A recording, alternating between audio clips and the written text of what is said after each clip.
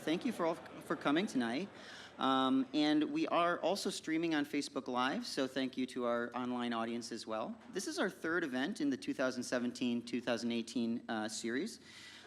This year, our series is Press On, and throughout the series, we've been exploring the topic in two ways. First, we want to press the on button for many of the new and exciting technologies like blockchain.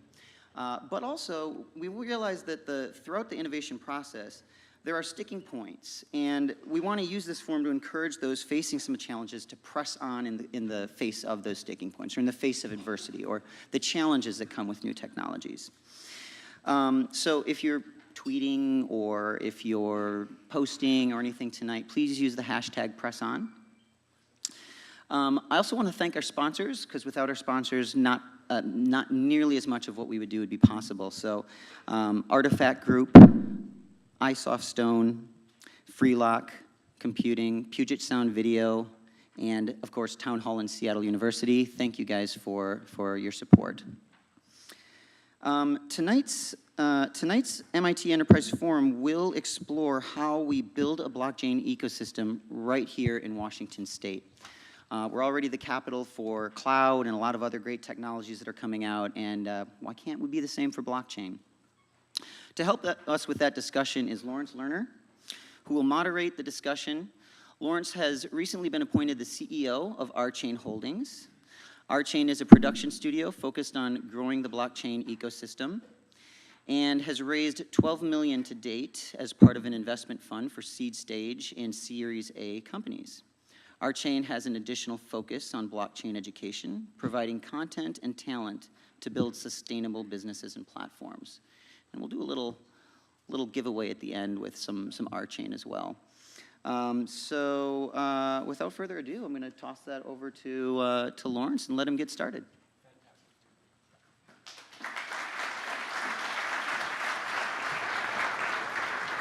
Thank you, Adam. Thank you all for being here. It's a rainy night. It's winter, but we're here in Washington. I want you to just take half a second to remember where you were on January 17th, 2018, when we started yet another discussion about an edge technology that is going to transform the landscape in Washington State and beyond. But tonight, we're going to focus on not the really aspirational things, the far-reaching things that, oh, in 2 or 3 years, we're all going to be in digital currencies. The Russian government has said, yeah, we're moving in that direction. But I want to talk about things with this amazing panel, and I'm going to have them introduce themselves. And I'll do a little introduction of myself, but I'm talking about you for the moment, of what we can do in 6 months. What are the opportunities here in Washington for each of you as business people, as entrepreneurs, as technologists, that we're creating opportunity here in Washington. I've been doing this for about 30 years, launching edge technologies. I started as a second-generation internet developer, worked for a lot of really cool companies like PricewaterhouseCoopers, Cognizant, helped launch Motorola's smartphone strategy, Discover Card. I lived in Chicago for a number of years, so the Chicago connection's not a big surprise. If you're getting coupons in a grocery store, that's from technology that I've helped launch.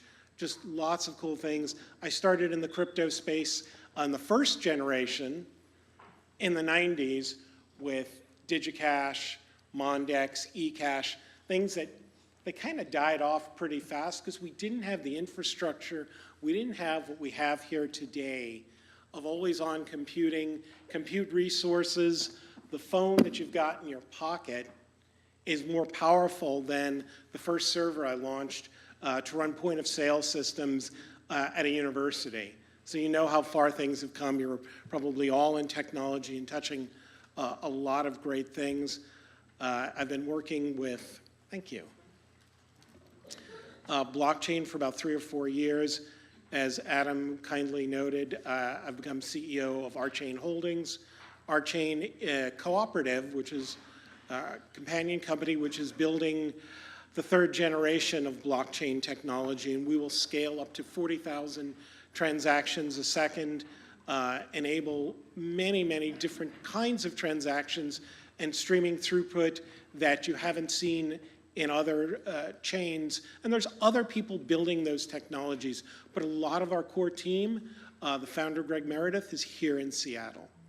Again, all these things are in Seattle. I'll talk about some other great Seattle and Washington-based companies that are doing that. So we have raised money. We are looking to expand our fund and take investments in companies, here and around the world. So we can bring up the slide, follow the money. And it's not about capitalism. When Satoshi created the Bitcoin infrastructure, it was to disrupt the traditional banking structure. In 2008, 2009, when people lost faith in the banks, what they did was they started adopting blockchain technology because they saw all of the different changes. I'm going to switch to this mic so you can kill that because I tend to pace when I talk. Token sales on blockchain are north of $2 billion this year. You can't make this stuff up. Blockchain, every time Bitcoin, every time I do this slide, because I redo it, 4,000. I changed it. It was 7,300. We hit 10,000. That was a seminal moment for the industry when people said, wow, it can go over 10,000. We're back up to 11,000 for those of you who haven't. Do you feel better? It is a lot like a stock. It will go up and down. We'll talk about some of those things. It's a wild time. We're writing the rules as we go along, and it's really exciting, and I'm so glad to be part of it and have you all part of it. 18,000 crypto tokens have been launched. A lot of them are based off of the Ethereum platform, if you haven't heard of that. They're called ERC20 tokens. All of these things are background. The blockchain is a distributed system. It is not a communications protocol, but it's a way to transfer information, to run programs remotely, to create a lot of value, and it's going to be as disruptive as the internet. The rise of crypto millionaires. We're meeting a lot of people who did invest early on. My own investment, other companies that I'm working with, got a lot of savvy investors who are worth $20, $30 million over the last 2 months, and some of my associates in the audience have talked to dozens of people who have net worth more than $30 million because they invested early. There's lots more wealth to be created in the technology itself, not even just the cryptos. And we'll talk about where that wealth comes in and why you should follow the money, because it's really important. It isn't about the wealth in there, it's about the transactions that are happening. Chicago Mercantile Exchange, Chicago Board of Exchange started trading as a commodity the crypto tokens. We've got experts here who are going to opine on what does that really mean that you now have a token as a commodity like oil, gas, gold. It becomes a really, really interesting conversation. NASDAQ has begun trading ETFs, and all sorts of other things have happened in the industry. And you've got companies that were not traditionally technology companies. You've all heard the meme that says, hey, every company is now an IT company. Every company is now a big data company. That's absolutely true. Is every company going to become a blockchain company? I don't think so. But we had an iced tea company. I grew up in New York, and I lived in Douglaston, which is right on the edge of Long Island. And there was a company called, you're probably all familiar with Snapple, slightly less famous, but well-known there, is the Long Island Iced Tea Company. And they do make iced tea, lemonade. A month ago, they changed their name to the Long Blockchain Company. Their stock, guess how much their stock went up? Somebody call out a number.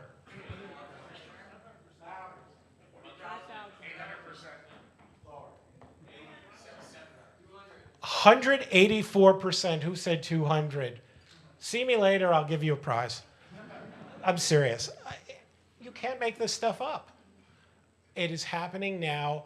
and there's an opportunity to see. So what I'd like to do now is have the rest of the panel introduce themselves, real brief, and we'll get started with questions.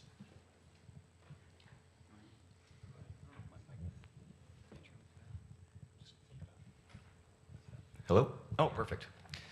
You want to go through the list of questions that you gave us on the intro? Just so I didn't know there were any. So, welcome, Oh, everybody. yeah. Thanks for coming. Yes, I should know what I sent you. My name is John Utley. I live out in Snoqualmie.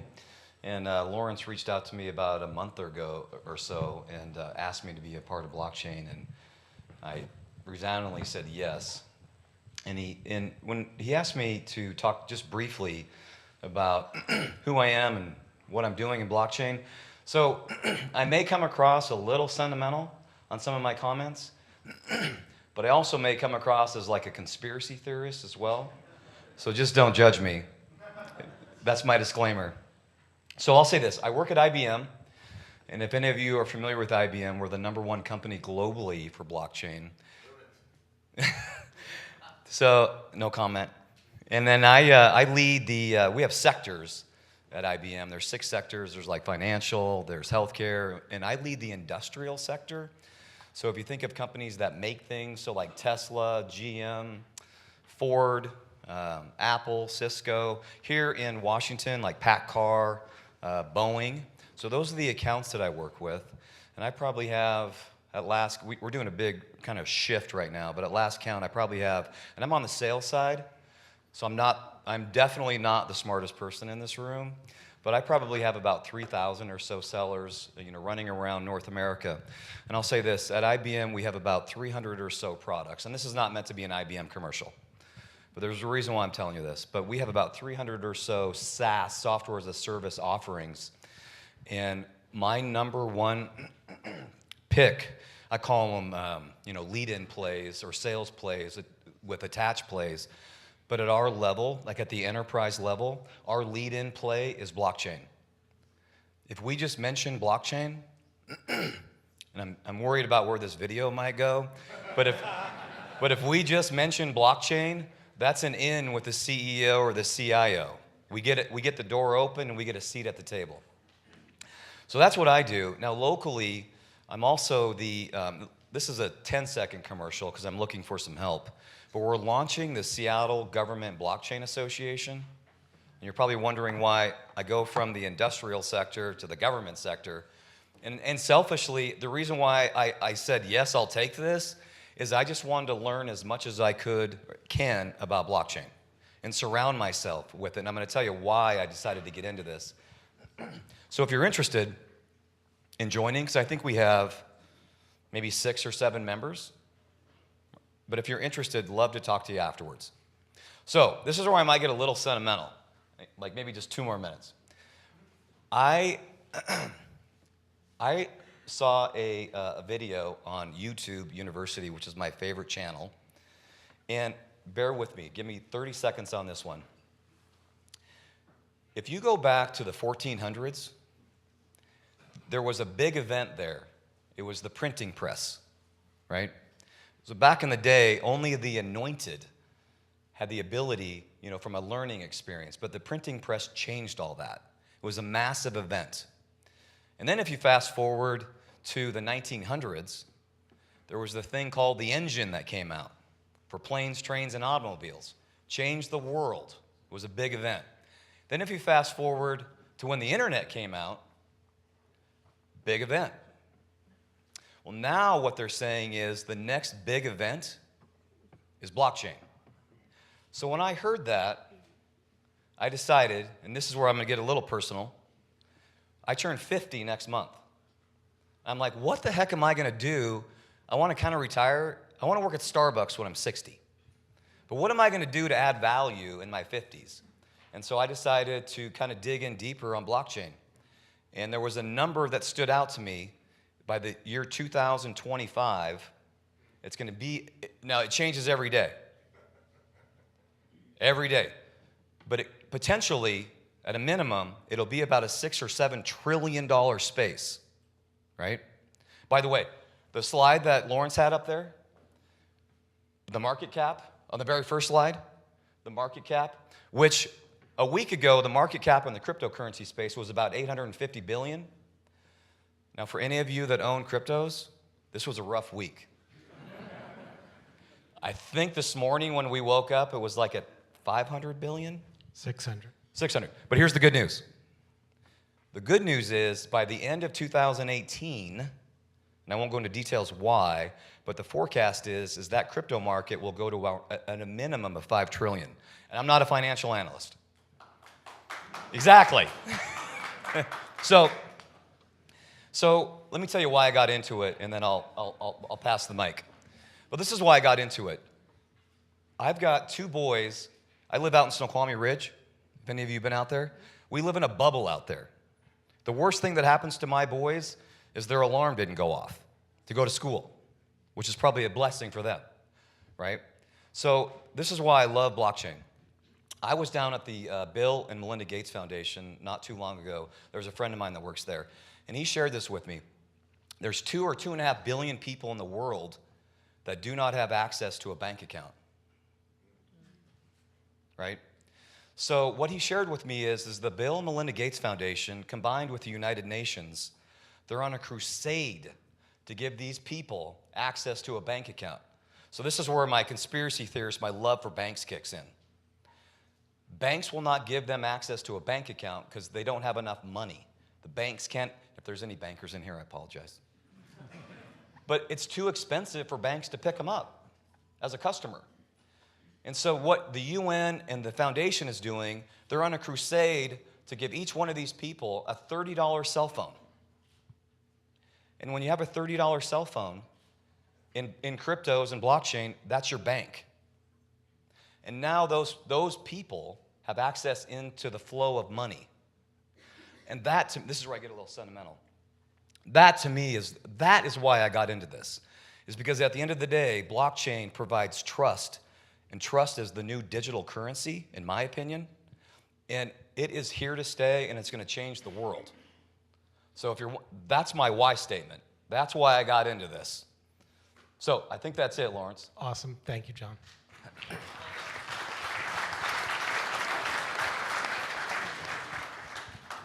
I'll also get up. It's easier to talk when you are standing up and kind of connecting with the audience, right? It's good to go after John, but definitely good to go before Ryan. He's got so many blockchain and cryptocurrency stories that I can't match. So So anyway, hi, I'm Jagan Nimani. I'm an entrepreneur in residence at Madrona Venture Labs, which is a startup studio within Madrona Ventures, right? The focus is to build startups that are blockchain based. So I'm working on my own startup, which is a blockchain based startup, and truly believe in this technology.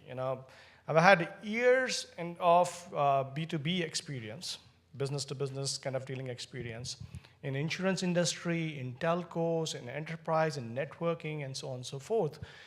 And what I've seen there is there are lots and lots of intermediaries. Guys who just exist because 2 parties are not willing to share data directly with each other, information directly with each other, right? And I've seen people who basically charge both the sides a lot of money just for existing in the system. And when I first learned about blockchain, that's where I was like, oh my God, what's this technology?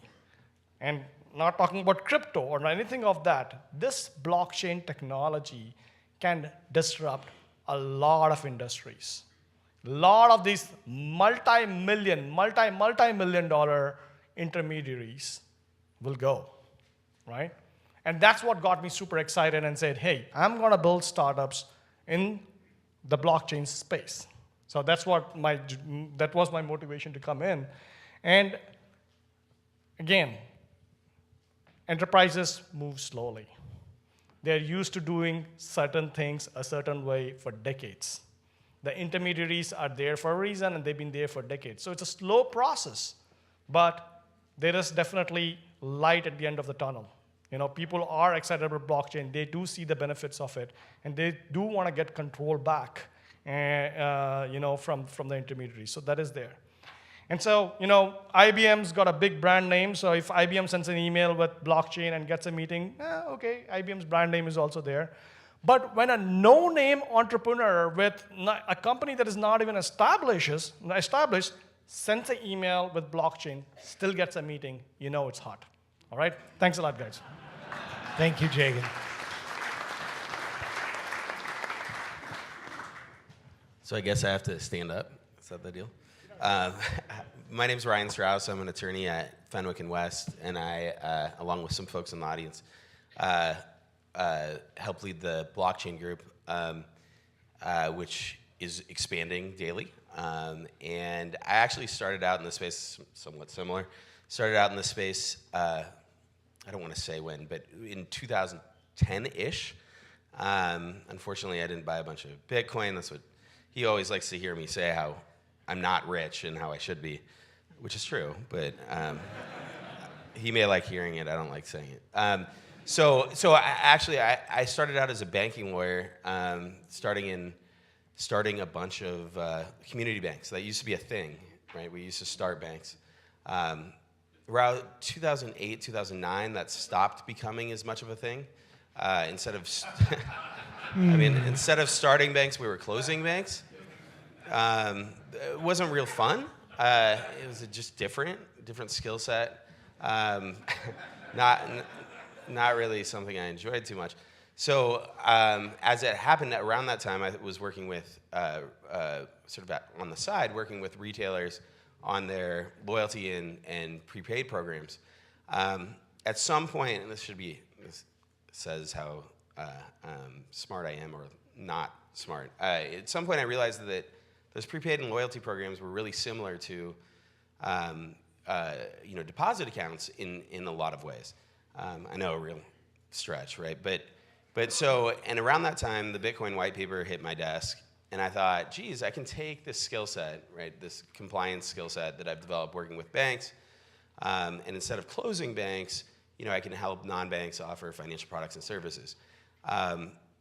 Bitcoin was I thought that was actually going to happen on the lending side. The lending side was of the banking balance sheet was going to be the first to be truly disrupted. When I saw the Bitcoin white paper, I thought, well, maybe the payment side, the deposit side, could be disrupted as well. And long story short, I grew up in bank branches. My dad's been a banker for 50 years, so actually nothing against banks or bankers. But I do know how inefficient our payment system is, in the US especially, and it's just ripe for disruption. So when I saw the Bitcoin white paper, it clicked. And from then on, I've been working almost full-time in the space. Now it's completely full-time. And I, along the way, I actually teach at Seattle U Law School. Some folks that know that are here. And we started a LLM program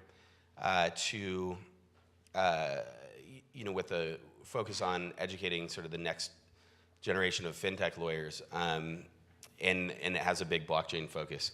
So I can go on and on about Fenwick and what great work we do in the blockchain, but you can read about that on the internet, and I'll make sure to drop in some plugs throughout. Feel free.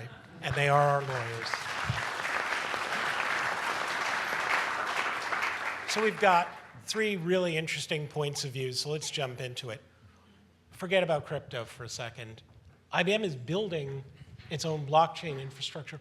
Why should this audience care about blockchain? And it's a big question. Thanks for letting me go with that one. I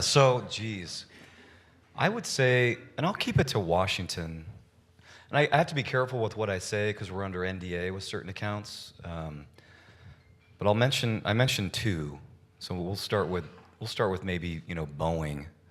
But if you think about, for those of you maybe unfamiliar with blockchain, it provides line of sight, full transparency, trust, right? And so if you think about what that does, if you're a manufacturer of something, to take out that middleman and to have, line of sight on where your inventory is coming from. So here's what I'll share with you. This just came out yesterday. Maersk, are you familiar with Maersk? Yeah. The big shipping containers. So that just came out yesterday. We've been working on that deal for a long time. So everybody, you know what's in those containers. But what was missing before blockchain is you had an idea of where the products or the goods were, but an idea in business, it's not efficient. Now you have real-time knowledge of where that product is. So if you're a manufacturer, supplier, retailer, you have a complete, accurate story, if that makes sense. So from a business perspective, as a business, we decided in blockchain to double down on this. I would probably say around 2-ish years ago. And we've got 6 business units, but we decided to come out with another one. And you'll see, by the way, on the NFL playoffs, there's some new commercials coming out. But, we're all in. And what I love about it is it's not from just a pure revenue standpoint, but it's what it does, what it does for the world. So who in the supply chain is benefiting from these blockchain solutions? You've hit Maersk, which is a great company. They move tankers all around the world that have stuff in them. But who in that ecosystem benefits? So I'll say this. Out of all of the Fortune 500s, because remember, I'm in the industrial sector, but if you look at all of the Fortune 500s that fall within my sector, so if you think of, everyone I just mentioned, but there's a couple I didn't like, Caterpillar, John Deere, Boeing, and I gotta be careful, but I don't have the pipeline in front of me, but I would almost bet, and I don't bet, but I would bet that almost every one of those enterprise companies with 20,000 employees or greater are either kicking the tires right now as we speak or doing a proof of concept, right? But here's the challenge. Yes, sir. Are you going to speak to sell lumens then? Say again? Are you going to speak to your lumen products and put that IBM's generating? Your point. Maybe later. Yeah, maybe later. Yeah, happy to. But just full transparency, because there's a lot of things that we don't know about this space. It's almost like if you think back, in the 90s when the internet came out, I would, the jury's out on this, but it's almost like back in 91, 92, per se, right? So when we do these proof of concepts, this is where we struggle, is how do you take that proof of concept and actually go live? So that batting average is relatively pretty low because there's a lot of things that are unknown, like regulation and compliance and governance, that everybody's still trying to figure out. Sure, and that's a great enterprise perspective. So now... So I can maybe add a use case to the supply chain example that you said. So, when you think about assembly, like say computer system or anything, right? The computer manufacturer actually forces their suppliers to give 90 days of supply, 90 days of supply right next to the factory. Just because they don't know when they want to pull a product and put it in the assembly line to kind of manufacture a particular system. 90 days, right? And that costs a lot of money for the suppliers because through the value chain, right from their manufacturing all the way to their customers' manufacturing, there's so many steps that they don't have information on, right? They just don't know where the product is. So they have to put 90 days of supply in a warehouse next to the factory. Now they spend millions and millions of dollars on consultants, on people who move crates and all that stuff just to keep that 90 days of supply there, right? Now think about a blockchain-based supply chain where the information is all shared and in the nodes and different parties are hooked onto the network. Now I know exactly how much supply I have in there and what I can do with it. Can you talk? That's just huge. Can you say a couple of words about how those individual parties participate in the blockchain? I think Sure, sure. So there's the worst supply chain you can think about is chip manufacturers, right? They have a series of chains in terms of right from the time the wafers come in to the times they actually etch the chip on it, cut it, test it, ship it, all that stuff, right? It goes through multiple stages, and nobody knows what's happening in many of these different stages unless you are a vertically integrated supplier like Intel, and you control the entire supply chain.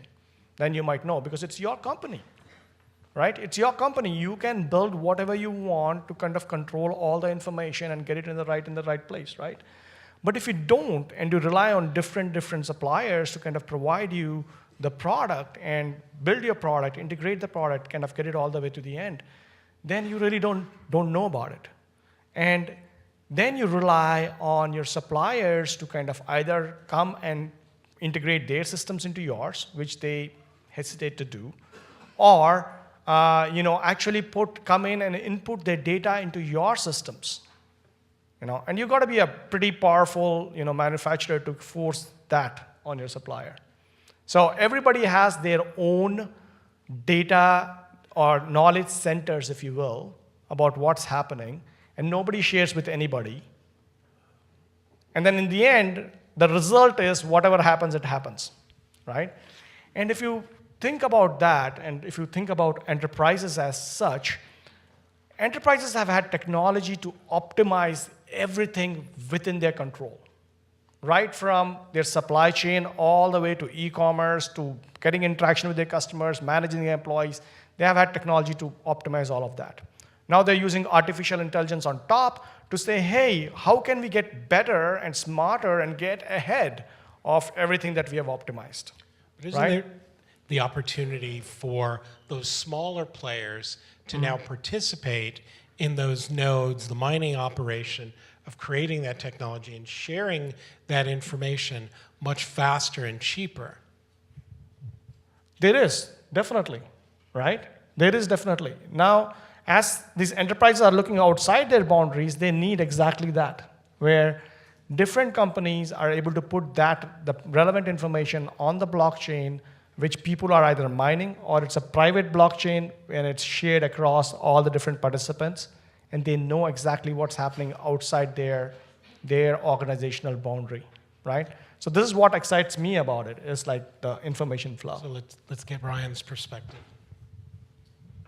So I'm going to take, sorry about that. I'm going to take a little bit of we've heard a lot about the blockchain. Just sort of in my view, the blockchain is a way to keep track of stuff. The thing it was created to keep track of was Bitcoin, right? And the blockchain is actually really good at keeping track of Bitcoin.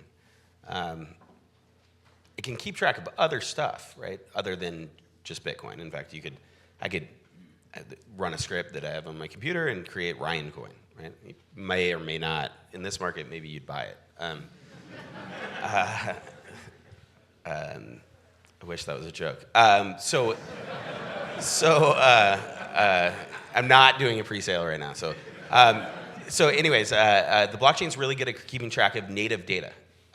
When you start linking that data that's natively on the blockchain to other stuff, there's other problems, right? Because the blockchain's not validating that linkage, right? Or the data itself. It's no longer keeping track of the data, it's keeping track of something else, right? That's not obvious to the people who are validating it. I'm not saying there are no use cases, but I think there's a lot of use cases to explore still within the keeping track of digital stuff, right? I tell people that what got me interested in Bitcoin was, at the base level, is that,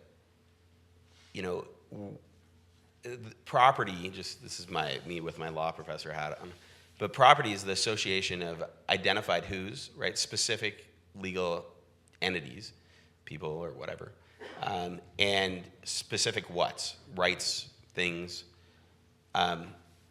Historically, property has been the law of association of identities of individuals with physical things, right? Because we didn't have unique data that couldn't be copied. Bitcoin introduced a data structure that allows for proprietary-like rights, right? Unique data, to use my analogy, right?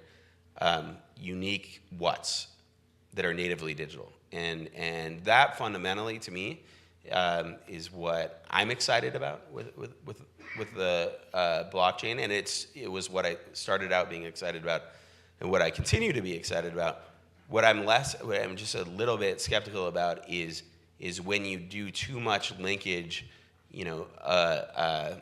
outside of the digital realm, right? And stop keeping track of tokens, and start keeping track of things linked to things that are kept track on the blockchain.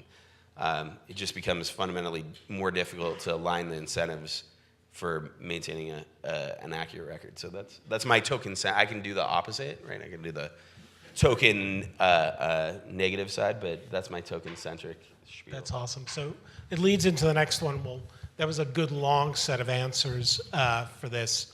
We're going to do questions at the end. Somebody's waving. We're going to do questions at the end. Thanks. So isn't this just a distributed database? And we've been doing that for a really long time. So is this a better solution to that? What is the part of this that makes it more unique, that you want to be able to have distributed information on the blockchain? I'll start with Jagan. So Mix it up. it is a distributed database, right? But usually what we have seen is anytime two parties who are not like either a direct customer-supplier kind of a relationship, and even a direct customer-supplier relationship, always had someone in between to own the data, right? So I'll give my data to this middle guy, you give the middle guy your data, he will own the data, own the database, and let us both know what's happening. That's there in any industry you pick. You will be surprised by the number of intermediaries who are there making millions of dollars just doing that, right?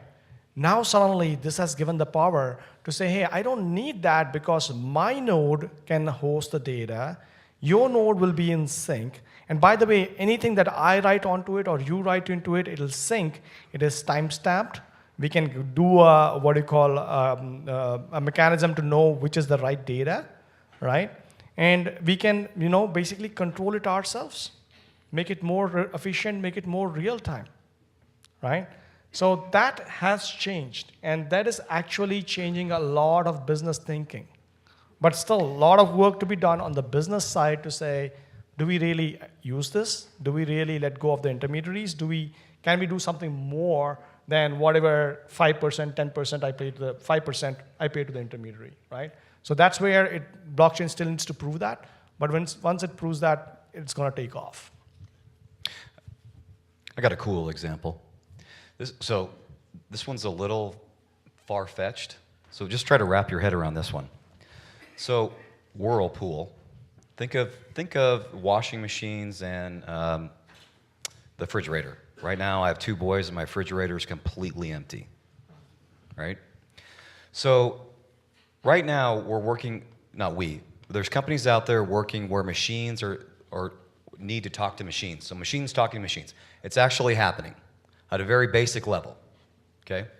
So we're a few years away from that taking off, but this is where it gets really interesting, is that there's a cryptocurrency out there. There's probably several, but the one that I have my eye on is called IOTA, IOTA. It's in the Internet of Things.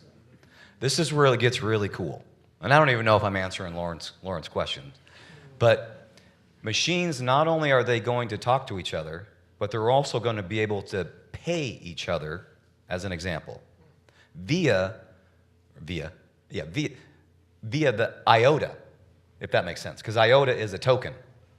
So just a crude example, because my refrigerator's bare, right? But when my refrigerator is out of milk, it could literally pay, say, Fred Meyer or Amazon Fresh without human intervention per se. So nothing comes out of my my credit card or my fiat, my cash.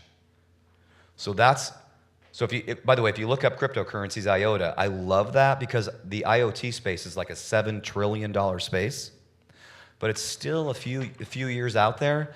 But I tell my 12-year-old, try to wrap your head around that. And I think the world is going to be a completely different space, and it's all backed by blockchain. I don't know if that answers So Lauren's question. Let me wrap it in maybe a slightly different context before Ryan answers. I have a tendency to pace when I talk.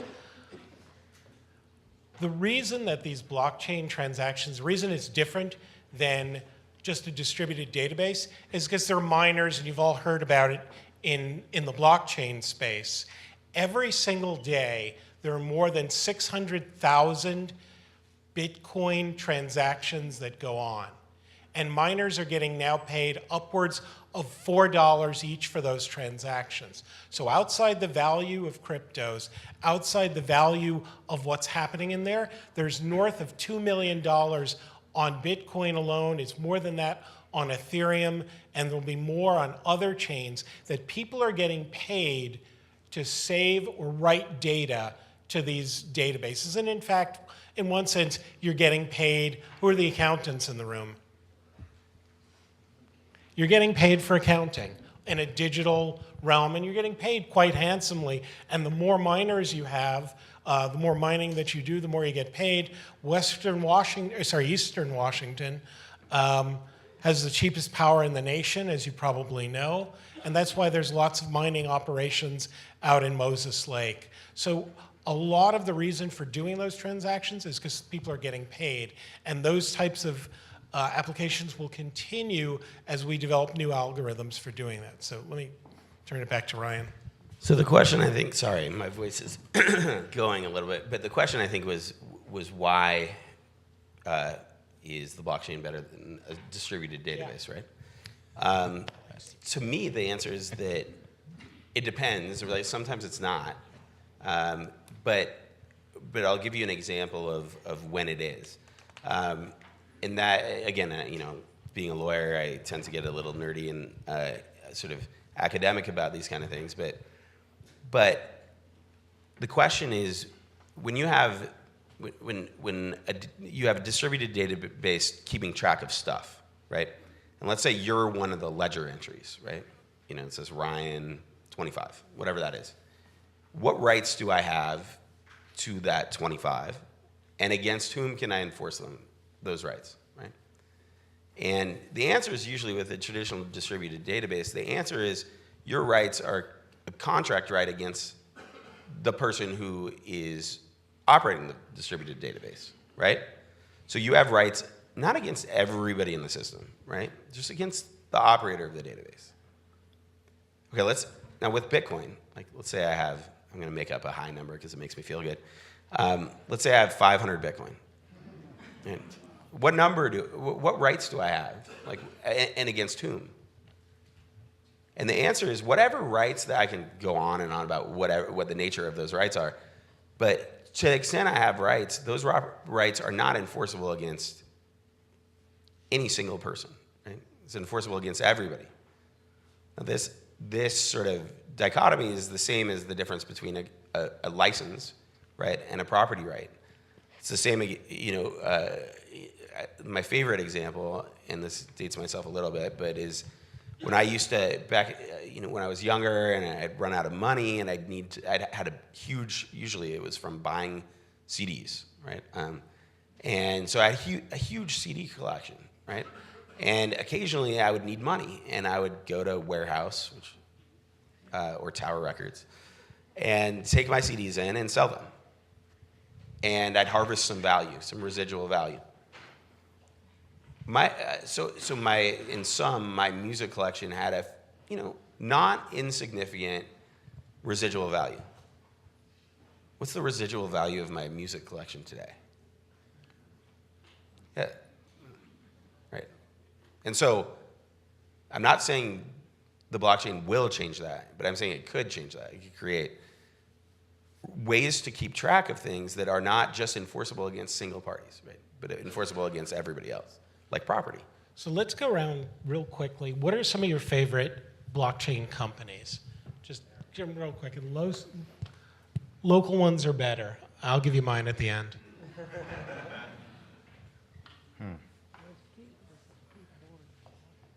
Who's going?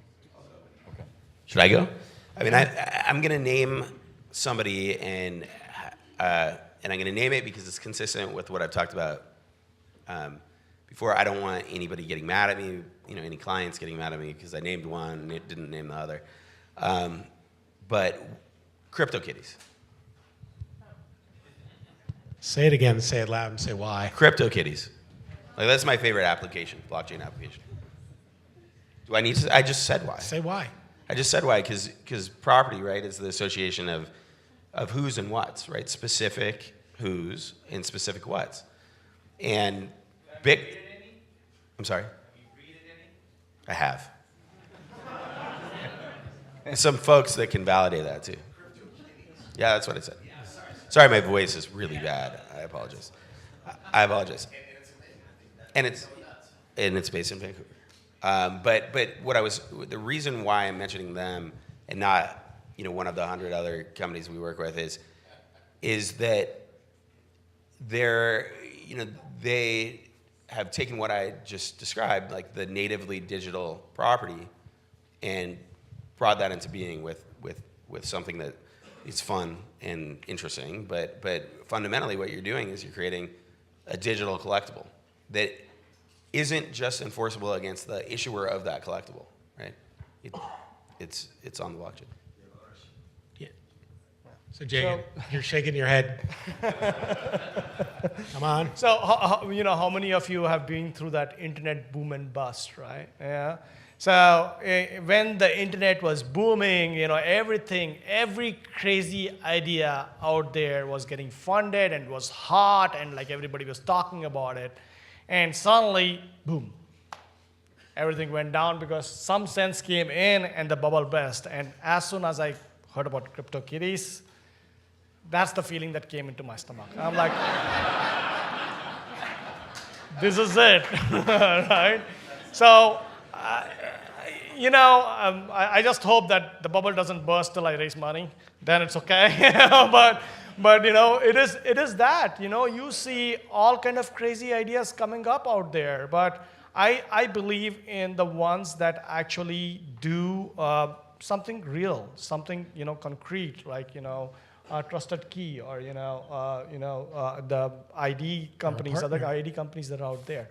I like them because they're solving a real problem. And just not writing the Talk whole about trusted key. Bitcoin. What problem are they solving? I know Prakash well. I'm sorry? I know Prakash well. What's trusted key solving? So it's all about identification, right? Building the ID right, and making sure your ID is shared across multiple different avenues, right? So that's I think is a good problem to solve. Solving the ID problem, that's really good, especially for people and for things. So.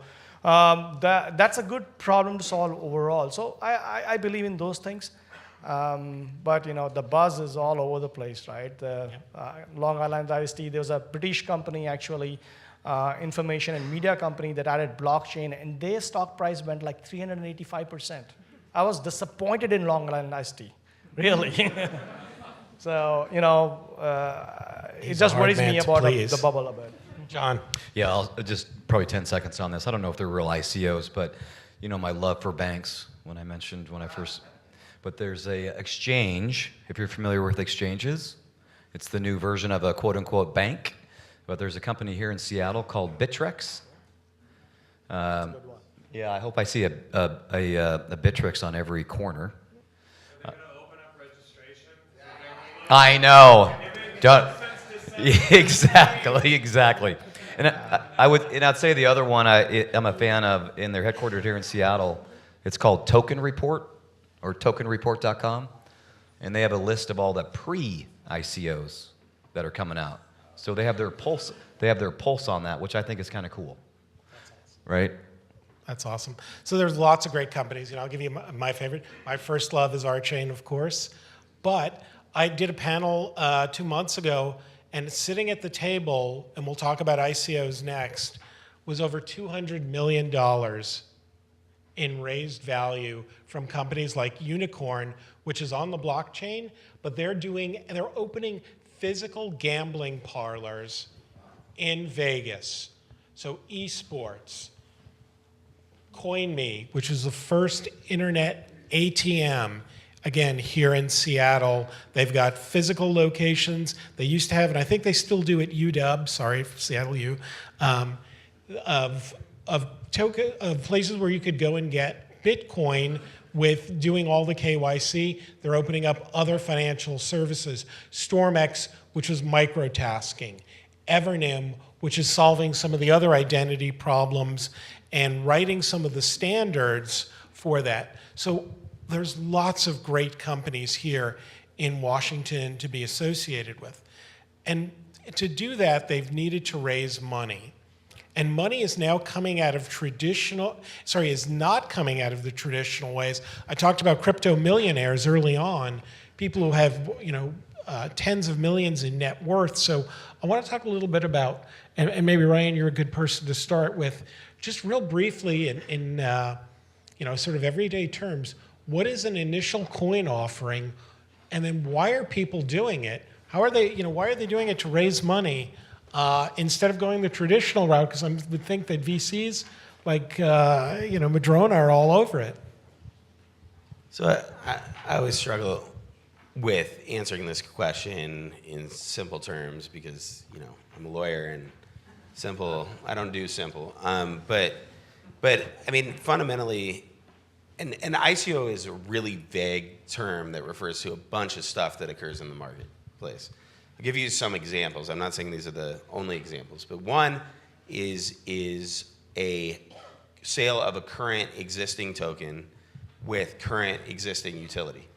So I mean, again, the analogies, they always break down, but they're fun to use and they are illustrative. But, if I have an arcade, right, with let's say one video game, and I have one of those machines, remember, where you put the dollar in and tokens come out? That's one ICO, right? You're taking in crypto or whether cryptocurrency or fiat and in exchange, you're giving out tokens. That's not fundamentally new, actually. That's like in the way they're being operated. That is actually, regulations have applied to these kind of events, these exchange events, since forever. But as specifically applied since interpretation in 2013, early 2013. That's one example of an ICO, right? Another example is if that arcade game didn't exist, right? But you still had that machine that you were selling tokens, right? So you're selling a current token, but there's not yet functionality. Another example is you have that same machine, no game, right? But you have like a paper, right? And it describes what you're planning on doing. You put in the money, and you get back a piece of paper, right? That entitles you to tokens once those tokens exist. And those tokens will be available once the game exists, right? So all these different structures they all have different applicable legal and regulatory regimes. But importantly, at their best, I guess, is what I should say, is they serve as a means to finance projects that would traditionally, and Lawrence and I have talked about this, be difficult to finance. Open source projects, for example. And I'm not saying you can avoid the securities laws, but you can finance what used to be unfinanceable by selling rights to the protocol that you are describing, and you can comply with the securities laws and have a chance to raise money to build out that vision. And that's what we like to work on. And there's tens of millions of dollars in each one of these ICOs that are being raised. I worked with one over the weekend. They were oversubscribed tenfold to the tune of $370 million. So John, what are some of the perspectives that you see on ICOs? And we'll save the venture guy for last. Yeah, I'll keep this simple. When I think of ICOs, I think of IPOs when I first heard that. So it's kind of a hybrid. Or ICOs is, the 2.0 version, in essence. And again, selfishly, one of the reasons why I like ICOs personally is because as the average retailer, I could never really get in on an IPO. So if I do my homework and my due diligence, again, selfishly, this is an opportunity for me to, I'm probably not answering Lauren's question. I said that a few times. But selfishly, this is a chance for me to get in on something from potentially, if I want to take that risk from the ground up. They are I open. just want to add, Right. I would just kick it over to you, but is that good, right? Because I mean, as a VC, you see the hit rate, right, of really smart sort of people that are that's all they do is sort through it. And I can tell you, even though I'm not a VC, the amount of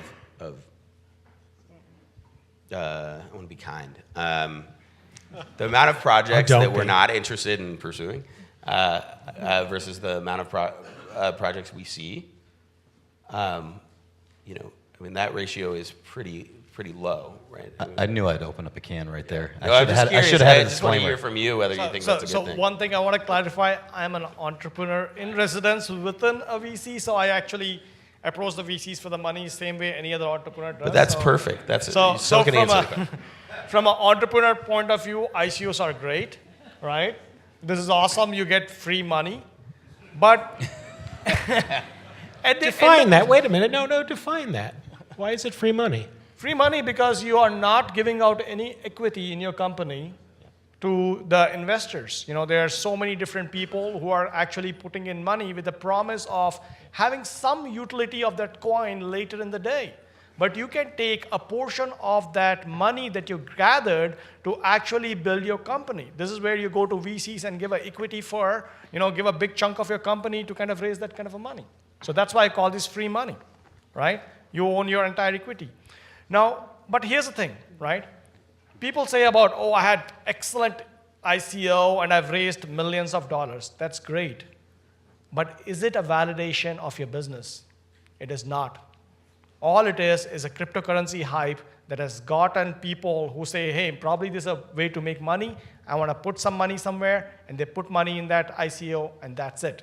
It is not a validation of your business. It's like, smart entrepreneurs who go and party after they've raised their first check from a VC, right? It's not a validation of your business. A smart entrepreneur would first look at the market, at the customer, build that, and then this money just supports to kind of do a job of a rocket fuel. That's what I believe in. And that money could come from a VC, which comes with a lot more additions, the connections, the smartness, all the other things that it comes with. Or it can come from an ICO. But just an ICO doesn't prove anything. So I think we struck a nerve. And I want to explore this a little more. You're welcome. But because you made a good point. Just because you've raised a lot of money doesn't mean there's a valid business case around the ICO. You generate the tokens just like Bitcoin does. There are different ways of doing it. You put them out there. You set out a white paper. You talk about the technical infrastructure. So what makes a very valid use case for blockchain? Because obviously it's not internet bacon. Not everything is better with it on the blockchain.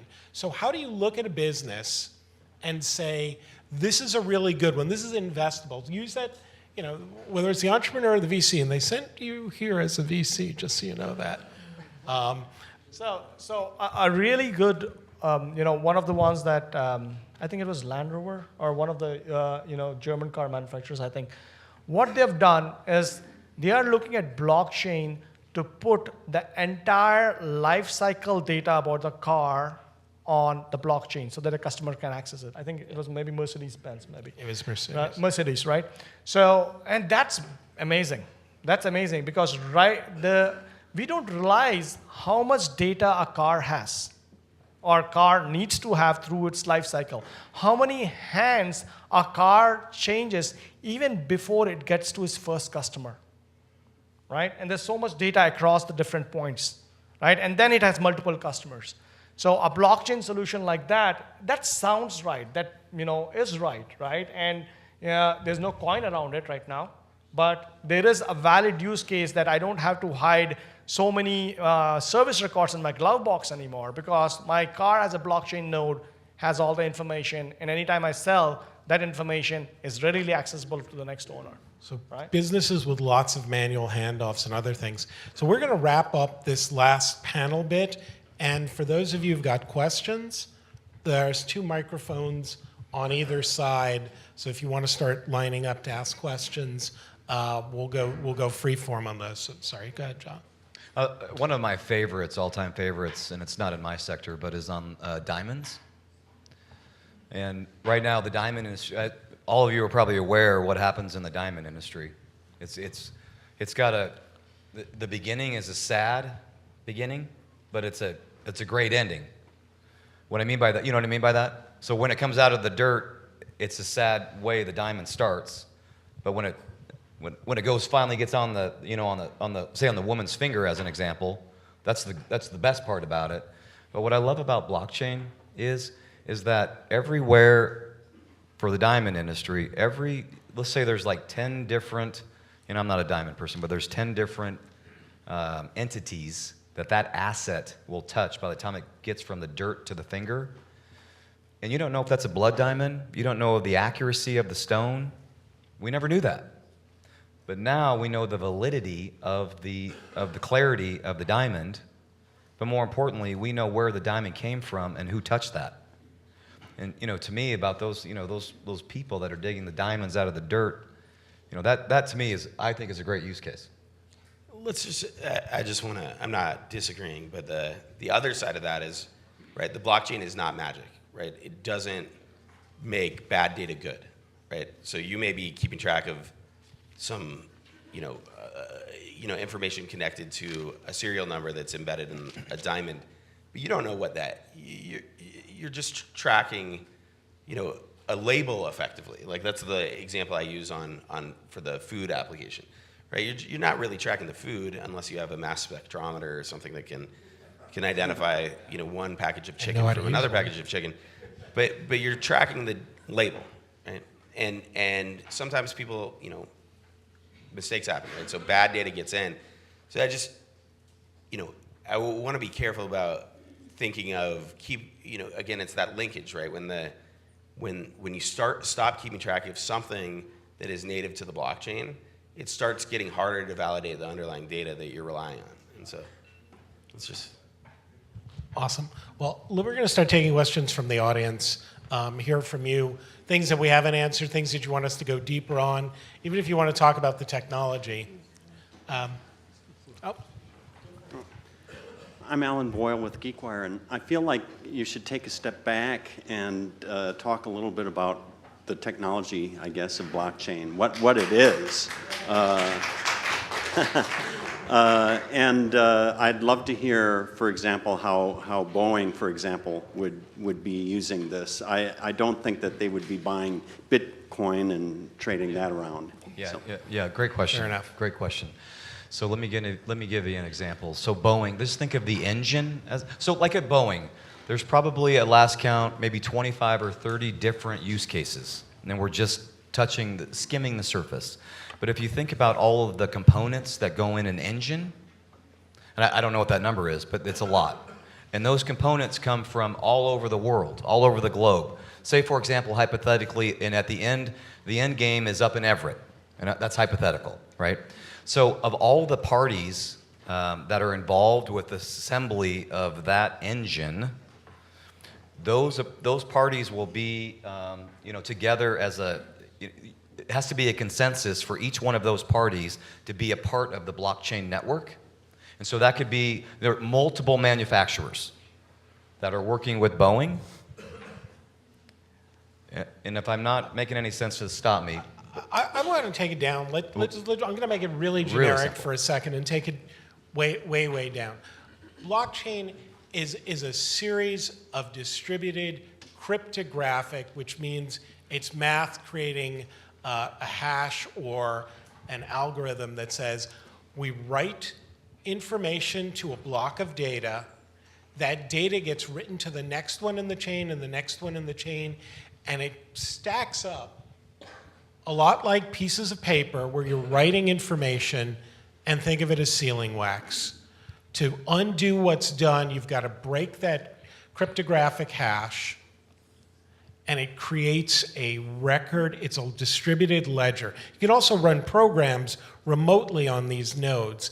And these nodes, they could represent all of the people in this room. You could each be running a node on, you need some fairly heavy computing firepower to do it, but you write that information, you cryptographically sign it, and then it gets distributed so that everybody who looks at that information can be assured that it was written, it was sealed, and if somebody tries to change it, you need a majority of the people in the room to say it is or it isn't valid, that it was changed or try to change it.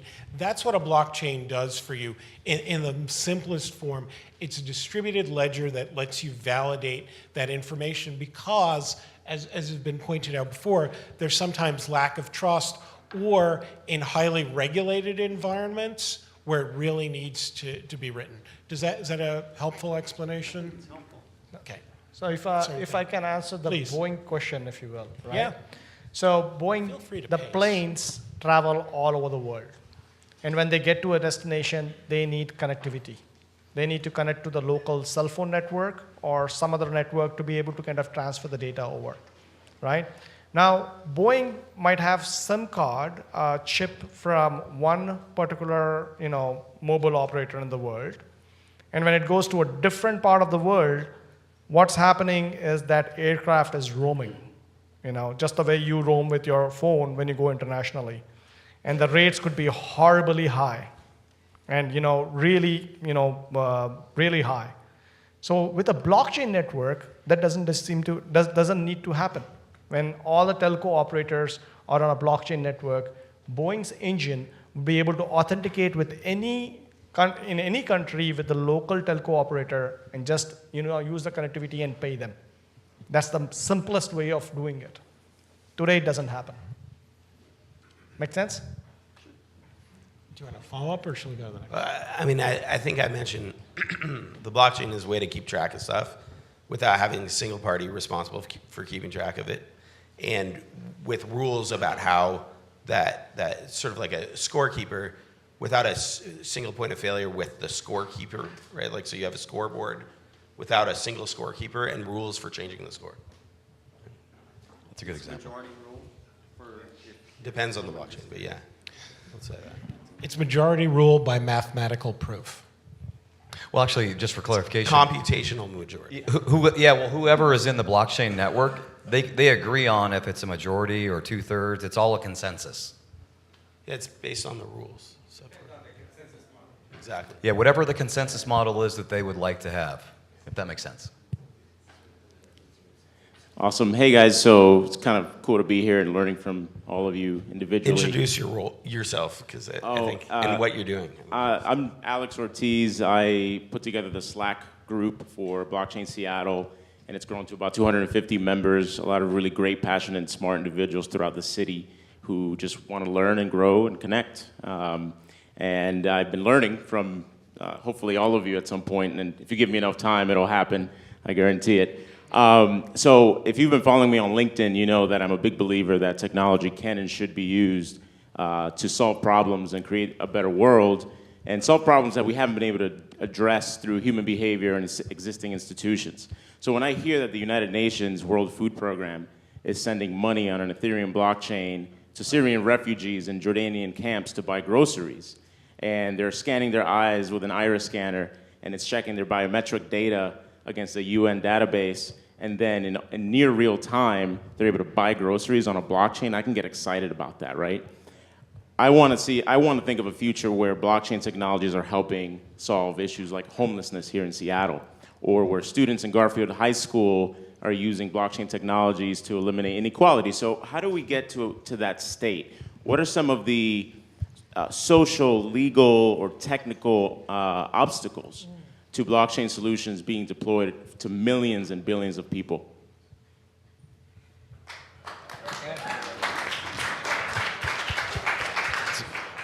Yeah, thanks, Alex. That's a big question. It is.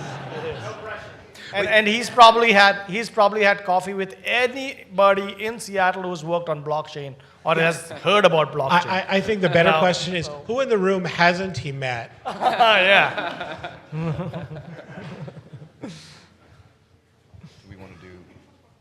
We got hands and a mic.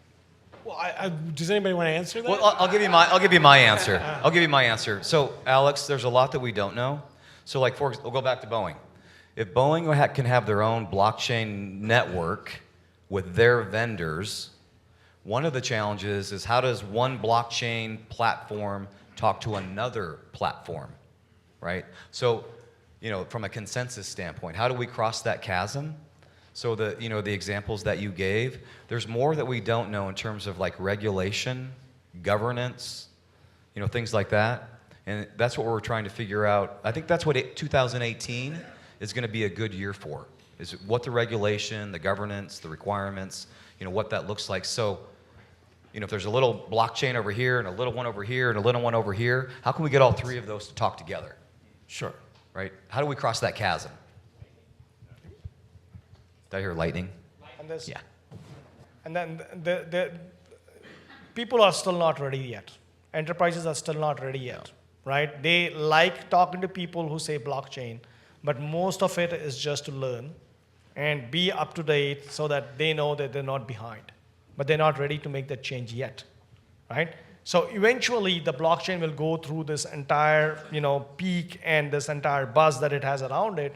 It'll go down, then it'll start picking up the real cases that it can solve. And there are tons of real cases that it can solve, right? And then it'll ride up. So slowly but surely, you'll see what you are asking for. But for that, those real cases really need to be solved.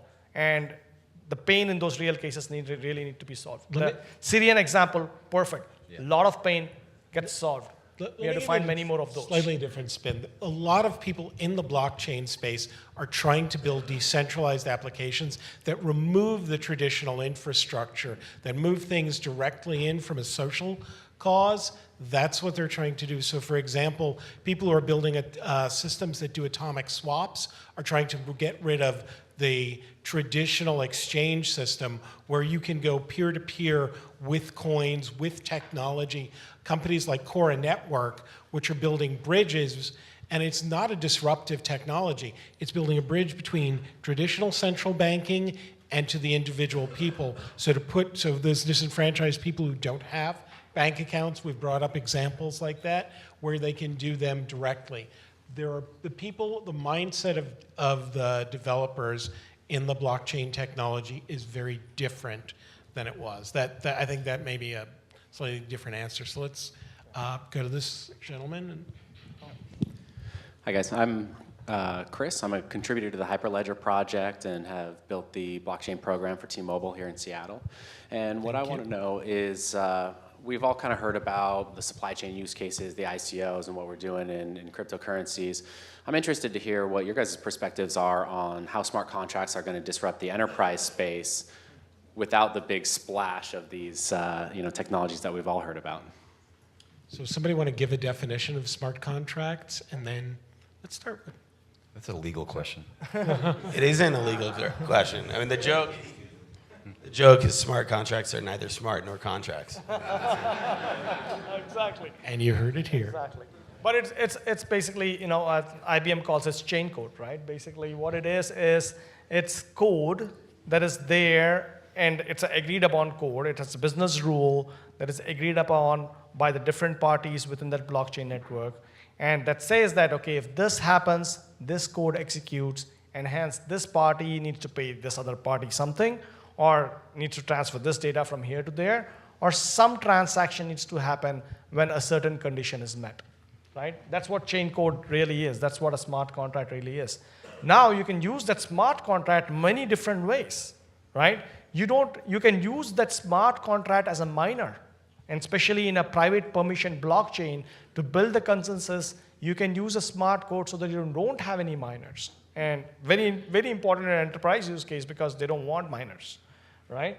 And then the second thing you can do is, apart from that, you can say, okay, whatever the intermediary did in between for you, that all are a set of business rules that you actually gave to the intermediary. We can put all of that in a smart contract so that when a certain conditions hit in that particular transaction, this executes and you don't need an intermediary. So that's another application of it. So, talking to enterprises about that and kind of solving that, it's hard, but, that's where the most excitement is. Anybody else? Hi, Hi, my name is Akshay Agarwal. I am a founder of a company called Deja Vu Security, and we do a lot of work in the blockchain space, specifically focusing on the risk associated with blockchain, smart contracts, etc., ICOs, right? So a couple of things that would want to know from the panel. One specifically from Brian. Do you actually see smart contracts as enforceable, and what would need to change for them to be enforceable? And my second question to the rest of the panel is, what inherent risks do you see that we may build into our technology stacks by moving some of the things we rely on for third parties from trust with third parties and go to a distributed ledger system where there is no trusted party in the middle? So what risks do you see in the future from that scenario? So, I mean, the answer is it depends, right? It's a terrible answer, but I mean, code is not law. I mean, you hear this a lot, like code is law, right? That's, it's not. I mean, and so smart contracts are enforceable. We don't need special laws to determine whether smart contracts are enforceable. If they they are enforceable if their terms, if there's mutual assent, if there's consideration, right, and if they're consistent with if they're not void for public policy reasons. So there's nothing preventing smart contracts from being enforceable. I sort of think they're more like smart offers, right? Like once you accept them, they become a contract, or if and when they're accepted. So that's, I've heard great things, by the way. So just heard about you guys yesterday. That's great. Anybody else? We got a lot of people, so I want to just zip through. Yeah, I'd love an answer on my risk question as well. Yeah. Thanks. So can you remind me of that question, the remaining second So my point? question essentially is, if you move, so essentially the power of blockchain essentially is that we're going to take a trusted third party that's doing something for us today, take them out of the picture, and two parties can essentially reconcile and share data by themselves. So what risk are we building into future applications by taking that trusted third party out? Do you mind if I and then you answer, but we're not really taking the third party out, right? We're just distributing that third party's role among the validators, right? I mean, the miners are collectively, effectively the third party that was the intermediary, right? I mean, it can work in different blockchains differently, but when we stop thinking about those miners as intermediaries collectively, I think we really do run the risk of sort of creating attack vectors we haven't thought about. So one thing I would like to kind of say is that there is no dumb intermediary. Those guys who just do one thing, they have come and gone. Many of them have come and gone. The intermediaries that are there today and make millions of dollars being intermediary, they've added a lot more to their services on top, right? In telecom and roaming, there is fraud detection. There is, intelligence on who's roaming, who's not roaming. There's so many different data analytics and network analytics that they provide that they have become inherent part of the entire roaming scenario, right? So the dumb intermediaries are gone. So what happens is whenever I talk to any client about blockchain and talk about an intermediary, that's what that comes. They do this data transfer thing, but they also do this, they do this, they do this, they do this. So obviously we're not gonna let them go. So they're not eliminated completely. In certain spots, at least in the beginning, in certain spots where it's a much easier transaction and maybe there's a dumb intermediary, that gets eliminated to start with. But then the blockchain companies still have to do all the hard work on building all the different services, intelligence that these intermediaries do today, right? And do it in a way that you don't need them anymore. But that's a long way to go. That's a great perspective. Thanks. Gentleman over here. Hi, my name's Albert Wheeler. I'm an attorney here in Seattle. I'm also a student in the LLM program at Seattle U. Ryan has taught the financial tech class. My question has to do with the initial coin offerings.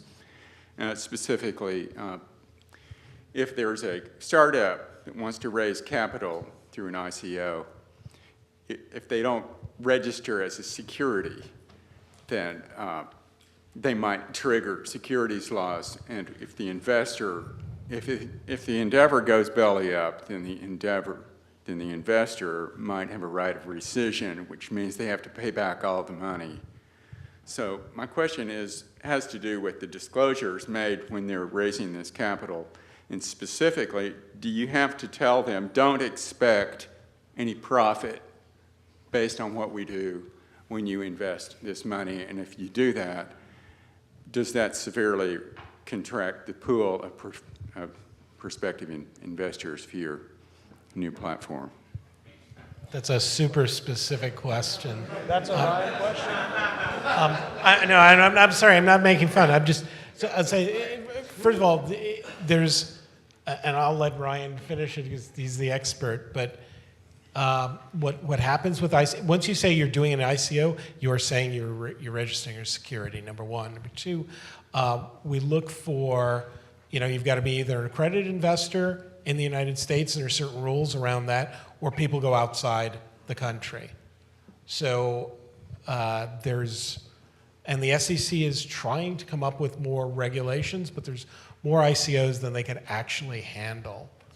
So just to be clear, when you engage in a securities offering, you either need to register the security or avail yourself to an exemption. There are exemptions that apply to the issuer. For example, banks, right, are not subject to this particular registration requirement. I think I just wanted to clarify that one point, but so that's the context for folks who aren't up to speed on securities law. I'm not going to answer the first question, whether you need to tell people. I don't know why you wouldn't say that you might not make money. But on the second answer as to whether it contracts the pool, the answer is no. I mean, like, not yet.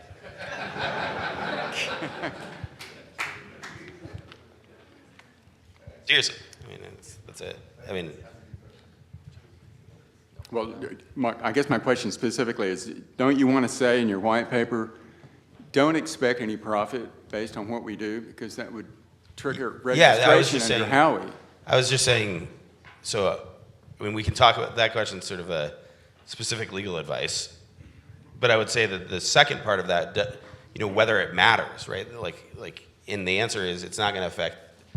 That's right. It's not going to affect, the pool of potential investors. Yep. Thank you. Hi, my name is Ramesh Srinivasan. I'm with Tata Consultancy Services. The question is about brands, promise, and trust, right? We go into a store and buy a milk carton. When we walk into a Trader Joe, we don't look at the, I don't look at the carton and says which brand it is. I trust Trader Joe, I go pick up the milk, right? So brands have a lot of value that we believe in brands, in the promise that brands make. This blockchain, because of the trusted verification, etc., is going to affect that in my mind. So in your opinion, which brand, any brand out there, which brand do you believe is going to fall because blockchain is going to replace that brand? I know I'm putting you on a spot, but I think it's an interesting question. So is the question, will blockchain replace certain technologies or brands or other things? Yeah, I trust a brand. I go into a McDonald's, right? I trust a brand. I go buy their goods. Sure. Like that, there are any number of brands out there. Which brand is going to be wiped out? There's always I hear what you're saying. I guess there's always technologies that are going to replace others, and some will adapt. Yeah, first of all, I don't know, but here's what I do know. Walmart, they're one of the very first that I can think of that have blockchain around their food, and the first food is pork. So the only reason why I say that is because that's the use case, and so once we figure out how the use case works for pork, then the other foods will follow. And then I think it will, potentially go, the sky's the limit. But, I think that's a great question because it's going to be interesting to see. This is going to provide clarity and line of sight as to where the food specifically comes from, whether it's good, bad, or, whatever. I think we're going to see things that we've never seen before, which as a consumer, all of us in here, we need to see that. So that will be telling in terms of, I can't say which brand or which food, but which I think is a brilliant question, but maybe not. What I think will probably fall is where it comes from, per se. But great question. I wish I knew which brands are going to fall because of blockchain, because that's where I'll start my startup. But yeah, it's a hard question. Don't know which one. It's a great question. Yeah, it is. I don't have a better answer. So I'm going to go through these next couple of people with questions, and then I've got some crypto tokens to give away. Just a quick question, comment that you made at the beginning about it being a disruptive technology. And there are two sectors that I see, namely the government and the banking systems, that don't like being disrupted. Do you see a risk for the cryptos in the near future for something happening like just happened this week with Korea talking about shutting down the exchanges? Do you see something like that happening in the US? I mean, it's kind of hard to speculate. Every government is taking a position now on where they want to go. I do know that they've locked down in some countries, and what's happened is I've personally seen money flowing out of those countries. Every government is trying things. Government of Moldova has got a registration for their universities. And by the way, China's locked it down, but person-to-person crypto transactions are still legal and they're allowed to flow. So there's lots of different changes that are happening with a lot of opportunities. Yeah, great question. Let me give you this is just my opinion. With cryptos, they're here to stay. Which ones, the jury's out as to which ones. And there's no way that any government can, corral all of the cryptos. It's just too slippery. But I've given this again, just my opinion, but the way for them to manage this is, what I feel is they can manage your wallet, right? And so what I mean by that is that, so if anybody's familiar with like Coinbase, okay? That, as an example, could be a wallet. But what I am thinking is, because there's no way to corral the cryptos, but it's almost like the state, as an example, would come out with their own digital wallet. So like the state of Washington, right? And we would go online, put our name in, Social Security, whatever, and that way they can track all of the cryptos and all of the trades, everything that we're doing, whether it's here in the States, North America, or international. And then when it's time to renew, it's kind of like your car tabs. We renew every year, if that makes sense. So I got to renew mine. Right? But I will say this, though. I did read a stat from Gartner the other day that by the year 2021, there will be at least 5 countries that have adopted a crypto. And I don't know if that was part of your question. So it's starting to happen, like in Venezuela. They got the Petro, right, which is allegedly backed by the the oil, which is But so anyways, I'm kind of rambling, but I don't know if I answered your question. Okay. I think there's going to be some exchanges that feel the pain from that. There's this idea that there's a lack of regulatory clarity regarding what's required to operate an exchange, and that idea is not true. I think there'll be a culling of the exchanges a little bit. So I'm a software developer. I've been in this industry for a couple of decades, and as an individual, as a consumer and as a software engineer, I understand the benefit of blockchain as a distributed ledger and something that has accountability behind it. What I'm having trouble understanding is why any business would sign up for this. The example of cell phone companies came up a couple times, and you said something about having the ability for roaming charges to disappear. If I'm the CEO of T-Mobile, why would I sign up for that? It doesn't really make sense to me. So I'm kind of wondering, like, what the business motivation is for investing a insignificant amount of money in blockchain. Existing businesses or new businesses? Yeah, well, starting from the Or ground all? up, sure, I could see, yeah, it makes sense to have that from the get-go.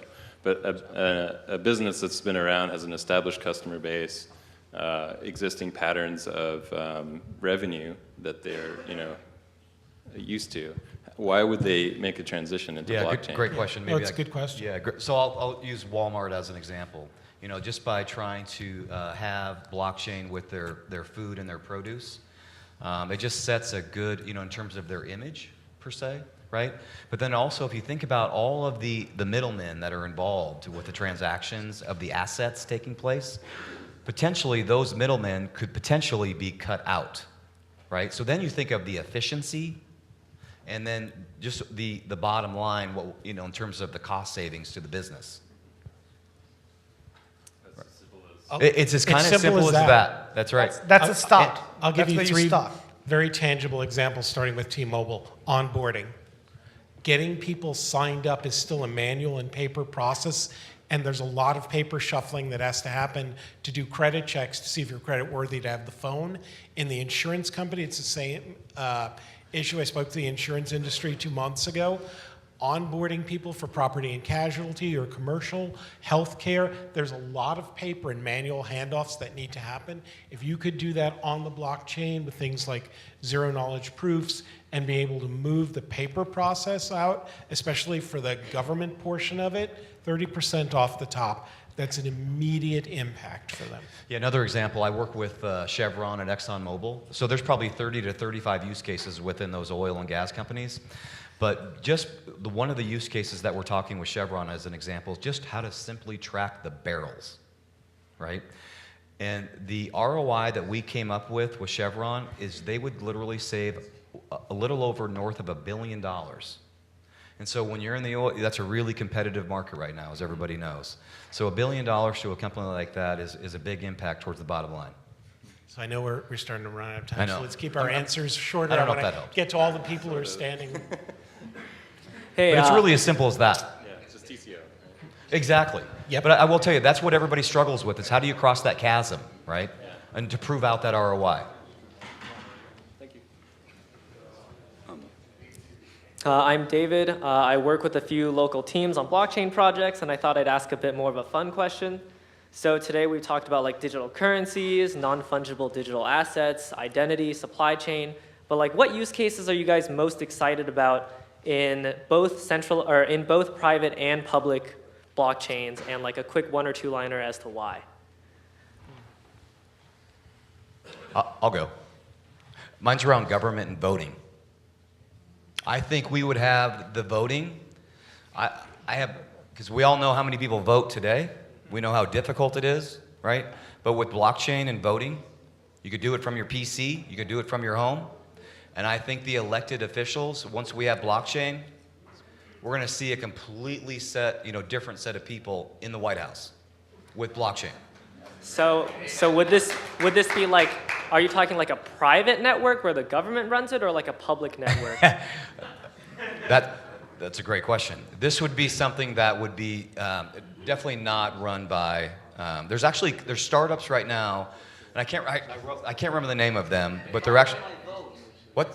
Follow my vote. That's the one. Follow my vote. So that's a public. That's a public company. So I'm curious to see where that company goes. Okay, Thank you. We're going to wrap up real quickly. I have a Yep. I have a general legal question. So if you have, not for me, but just, so IPFS sort of facilitates global arbitrage of digital storage. And then if we get homomorphic encryption, you get something like global arbitrage of digital processing power, at which point you kind of have the basis for meta OS across everything. So there are protections for people who run things like Tor exit nodes. But I'm not sure if something similar would apply to hosting encrypted content that you have no idea what it is on your home device, right? Because you could arbitrage your storage and your processing power and make money from that, or just participate in the blockchain, right? So do you know anything that would play into the average person's ability to participate in something like that. Yeah, that's the question you got to pay the hourly rate for. You know that, right? I'm sorry? Well, you do have things like IPFS and Filecoin, which attempted to at least do that on the process. I mean, on the storage side. Sorry, my voice is gone. But there is a good, the question about, why would you store your data on other people's devices, and what kind of data you might store on other people's devices, and what liability flows from storing sometimes types of data for other people that turns out to be data that you don't want to be associated with. Right. Is a really good question. Yeah, it's a good follow-up, so feel free. One more, and then I'm going to give away some cards. So one of the first earlier applications for blockchain technology from the MIT Media Lab was around digital certificates and education and everything like that, which I see as like a subset of social kind of applications, stuff like that for relationship management. I was curious, here in the Seattle and Washington area, what are some different groups, individuals, or other kind of projects that are more in that space in terms of utilizing blockchain technology? In media? I'm sorry. Sorry, just related to social uses, so like education certificates in terms of MIT's like kind of granting people a chance to validate that they actually went there. But I was curious whether in the Seattle and Washington area there are any other kind of more social relationship-based projects around that here. I don't know any off the top. I'd ask Alex. Yeah. That's what I was thinking. Where's Alex? Yeah, he's probably talking to a few of those. Okay, I'm going to give away some cards, and we're going to wrap up the evening because we're going to get kicked out of here. There was a gentleman over here who asked me the first question. I said, remind me.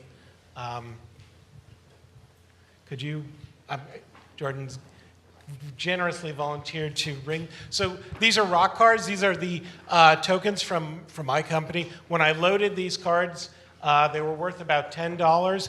As of this morning, they were worth about $135. So the value of the tokens goes up. So I'm going to make these questions super simple because we want to get wrapped up. So tell me, what's your favorite football team?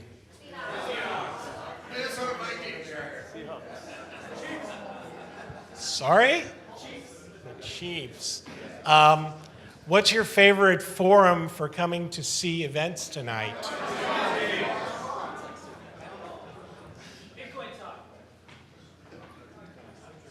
The gentleman with his hand up over there. All right. 2 more cards. So, if I ask who's the president, am I going to get stoned? I heard a name. Cannabis coin.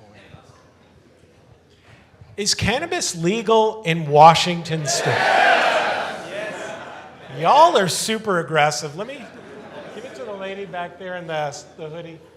All right. Thank you so much for spending your time with us this evening.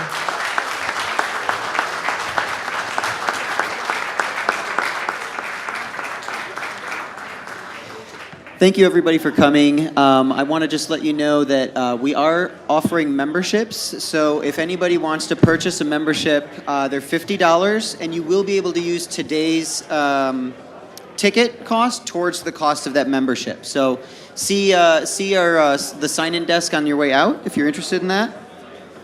And thank you for coming.